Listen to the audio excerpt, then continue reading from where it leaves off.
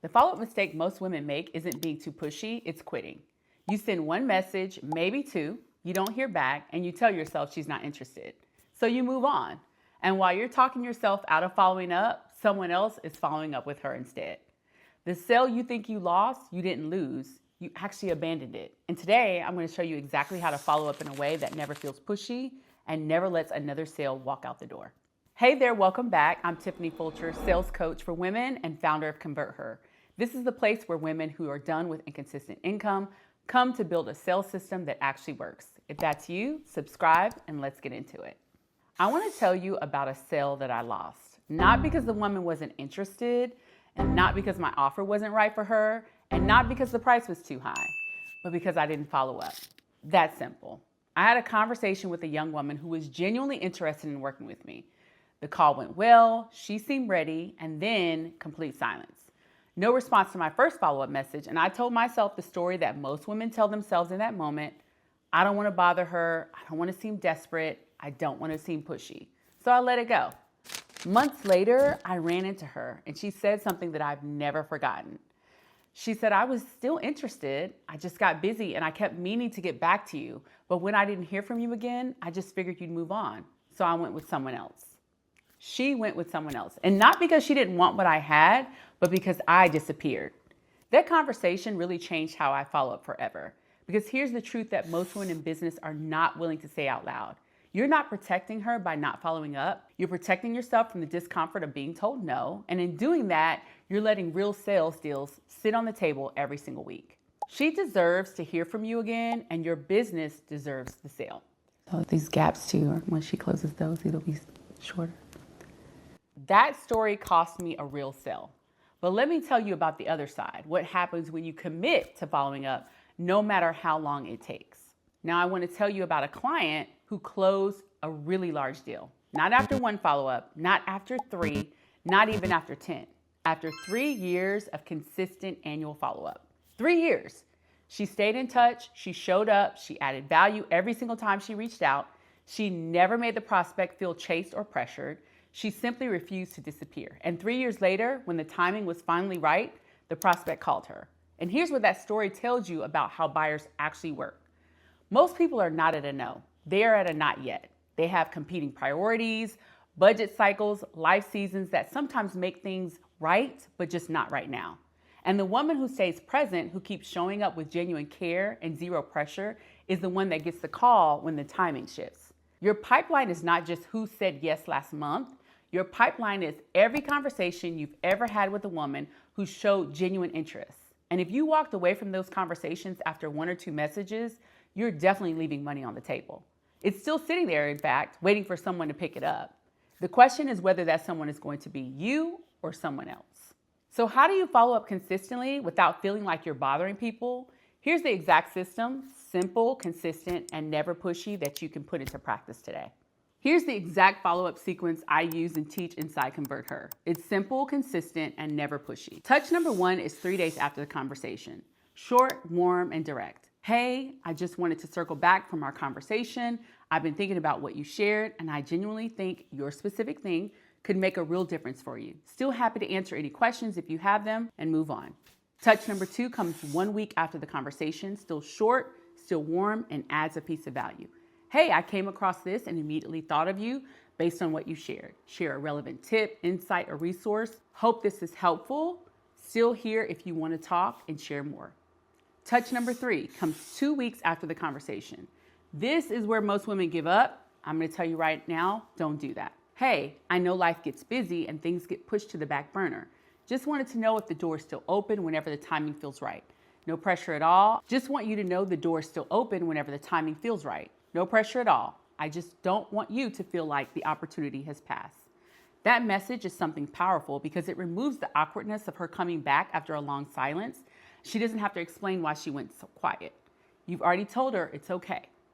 Touch number 4 is 1 month after the conversation, and now you move to monthly rotation between adding value, sharing a client win, or asking a genuine question about where she is in her business. Touch 5 and beyond is every month thereafter, and you don't stop until she explicitly tells you that she's no longer interested. That is your rule. And here's how you make that sustainable. Tell her up front, At the end of your first conversation, say, I'll follow up with you in a few days, and I'll keep checking back in until you tell me you're no longer interested. So you never have to worry about falling through the cracks. That one sentence reframes the entire sequence. She's not being chased, she's being taken care of. And there's a massive difference between those two experiences. Now, I know what some of you are thinking. What if she gets annoyed? What if following up this much consistently really damages the relationship? And I want to talk to you about that directly. Here's the difference between pushy follow-up and persistent follow-up. Pushy follow-up is about you. It's driven by your need for the sale. It's pressure-filled. It treats her silence as resistance to be overcome. And she can feel all of that underneath every message you send. Persistent follow-up, however, is about her. It's driven by your genuine belief that what you have will help her. It's warm, it's patient, and it treats her silence as timing and not rejection. The energy underneath your follow-up is what determines whether it feels pushy or caring, not the frequency. I want you to think about it this way. When a doctor's office calls you to remind you about a checkup, do you feel harassed? No, you feel taken care of because you know the intention behind the call is your well-being, not revenue. And that's exactly how your follow-up should feel to her. Not like a salesperson chasing a commission, but like someone who genuinely cares whether she gets the result. And when you add value every single time you reach out, when every message gives her something useful, whether she buys or not, you build trust with every touch. So instead of each follow-up costing you credibility, it actually builds on it. So what do you actually say in those monthly messages to keep them warm and genuine without running out of things to say?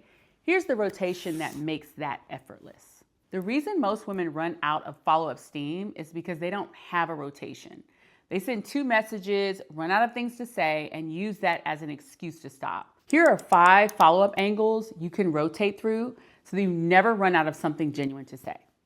Angle number 1 is the value add. Share something relevant to the problem she shared with you. Hey, I was thinking about what you said about struggling to close in the DMs, and this is exactly why I try this first. Angle number 2 is the client win.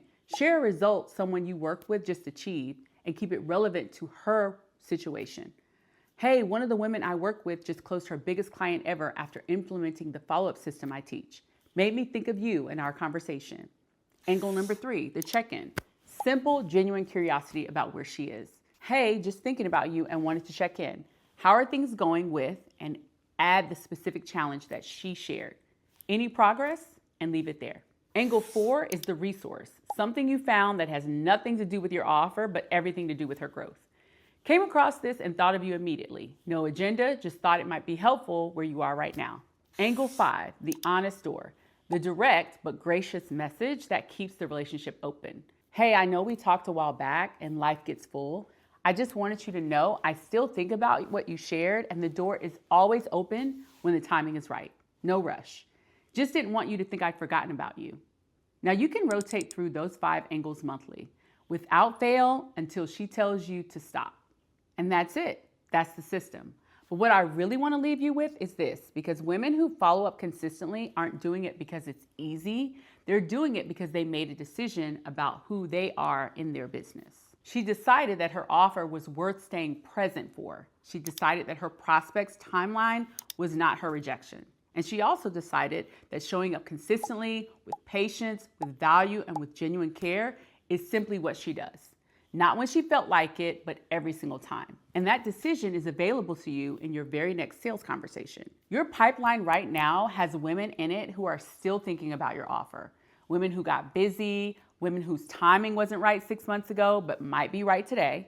And the follow-up is not the awkward part of the sale, it's actually the most generous part. It says, I believe in what I have, and I believe it will help you. And I'm willing to stay present until you're ready because you matter more to me than discomfort of reaching out one more time. That's not pushiness, that's conviction. And conviction closes deals that patience built. I made something for you. It's called Objection Proof. 12 word-for-word scripts for the sales objections you're hearing the most. Let me think about it. It's not the right time. Can you send me more info? It has the exact responses that I use with my private clients. It's free. The link is in the description. You can download it now and use it in your next sales conversation. I'll see you in the next video.